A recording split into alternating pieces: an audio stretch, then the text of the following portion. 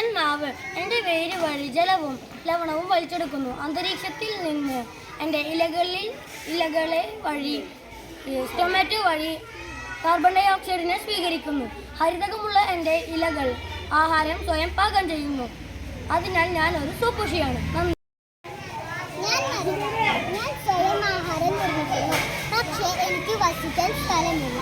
വാസസ്ഥലത്തിനായി ഞാൻ അതിഥേയ സസ്യങ്ങളെ ആശ്രയിക്കുന്നു.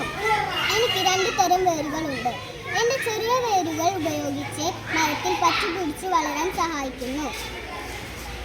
അന്തരീക്ഷത്തിൽ തൂങ്ങിക്കിടക്കുന്ന വേരുകൾ വഴി ജലവും ഈർപ്പവും വലിച്ചെടുത്ത് സ്വയം ആഹാരം നിർമ്മിക്കുന്നു. ഞാൻ എൻ്റെ അതിഥേയ സസ്യത്തെ യാതൊരു ദോഷവും ചെയ്യുന്നില്ല. അതിനാൽ ഞാനൊരു എട്ടിൽ വൈദ്യുകളാണ്. ഞാൻ എട്ടിൽ കണ്ണി. ഞാൻ സ്വയം ആഹാരം നിർമ്മിക്കും, പക്ഷേ ജലവും ലവണവും അതിഥേയ സസ്യത്തിൽ നിന്ന് വലിച്ചെടുക്കുന്നതാണ്. അതിനാൽ ഒരു അർദ്ധപരാതമാണ്.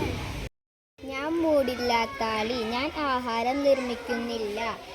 എനിക്ക് വേണ്ട പോഷക ഘടകങ്ങൾ ഞാൻ ഈ ആതിഥേയ സസ്യങ്ങളിൽ നിന്ന് വലിച്ചെടുക്കുന്നു. അതിനാൽ ഞാനൊരു പൂർണ്ണപരാതമാണ്. ഞാൻ അമൽ. ഞാൻ അഭിഷേക്. ഞങ്ങൾ പ്രകാശ സംശ്ലേഷണത്തിനും ശ്വസനത്തിനും കുറിച്ചാണ് പറയുന്നത്. പകൽ സമയത്ത് ഞാൻ ശ്വസിക്കാനായി ഓക്സിജൻ സ്വീകരിക്കുകയും കാർബൺ ഡൈ ഓക്സൈഡ് പുറത്തുവിടുകയും ചെയ്യുന്നു.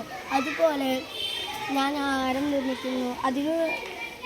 അതിനുവേണ്ടി കാർബൺ ഡൈ ഓക്സൈഡ് സ്വീകരിക്കുകയും ഓക്സിജൻ പുറത്തുവിടുകയും ചെയ്യുന്നു. ഈ പ്രക്രിയ പറയുന്ന പേരാണ് പ്രകാശ സംശ്ലേഷണം. രാത്രി ഞാൻ ആഹാരം നിർമ്മിക്കുന്നില്ല.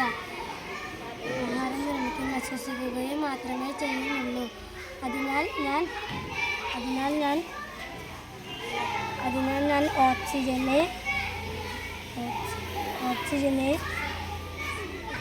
ഓക്സിജനെ സ്വീകരിക്കുകയും കാർബൺ ഡൈ ഓക്സൈഡിനെ പുറത്തുവിടുകയും ചെയ്യുന്നു.